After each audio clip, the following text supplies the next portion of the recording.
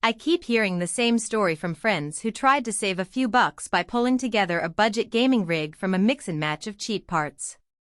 The excitement is there at checkout, but a week later the system starts lagging in newer titles, the RAM can't keep up, and the whole thing feels like a compromise they wish they hadn't made. That's the kind of buyer regret that makes anyone pause before hitting order.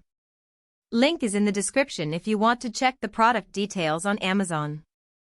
So the question is, does the iBUYPOWER Scale desktop feel like a smarter buy, or is it just another Guden paper machine that will leave you swapping components a month later? When you first unbox a pre-built like this, the biggest hesitation is whether the components are truly balanced for modern gaming, rather than being a collection of mid-range parts that only look impressive on a spec sheet. The scale ships with an AMD Ryzen 5 8400F, an RTX 5058 GB GPU, 16 GB of DDR5 RAM running at 5200 MHz, and a 1 TB NVMe SSD. On paper that's a respectable mix for 1080p and entry-level 1440p play. What matters in real life is how those pieces work together when you fire up a demanding title like Elden Ring or sit down for a marathon of Valorant. I set up the PC on a standard desk, plugged the included RGB keyboard and mouse, and let Windows 11 finish its initial setup. The first thing I noticed was how quickly the OS recognized the SSD, games installed in a matter of minutes, and load times were genuinely snappy, far better than the 15-second waits you get on older SATA drives. In a typical evening session, moving from the main menu to the first encounter in Horizon Forbidden West took under 5 seconds, which is exactly the kind of responsiveness a casual gamer expects. Performance-wise, the RTX 5050 holds its own at 1080p high settings. In Fortnite I consistently hit 95100 FPS, which felt buttery smooth with the included 144Hz monitor. When I pushed the same game to 1440p, the frame rate dipped into the high 70s, still playable but showing the limit of the GPU's headroom. The Ryzen 5 8400F, while lacking integrated graphics, paired nicely with the RTX 5050 for sepia-bound games like Microsoft Flight Simulator. In that scenario, I saw average frame rates around 45-50 FPS at medium settings, which is acceptable for a non-enthusiast but tells you the CPU isn't a powerhouse for heavy simulation workloads. One of the hidden trade-offs that shows up after a few weeks is thermal behavior. iBUYPOWER's case design is sleek and the RGB lighting looks great under a dim room, but the airflow relies on a single front intake and a rear exhaust. During a long Red Dead Redemption 2 session, the GPU temperature hovered in the low 80s C, and the CPU crept up to the high 70s.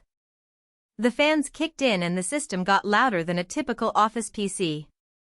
If you plan to game for multiple hours straight, you might want to add an extra case fan or keep the room temperature on the cooler side. It's not a deal breaker, but it's a practical point that many first-time builders overlook. Another practical consideration is upgradability. The motherboard is a standard ATX layout, which means you can swap out the GPU or add more storage without too much hassle.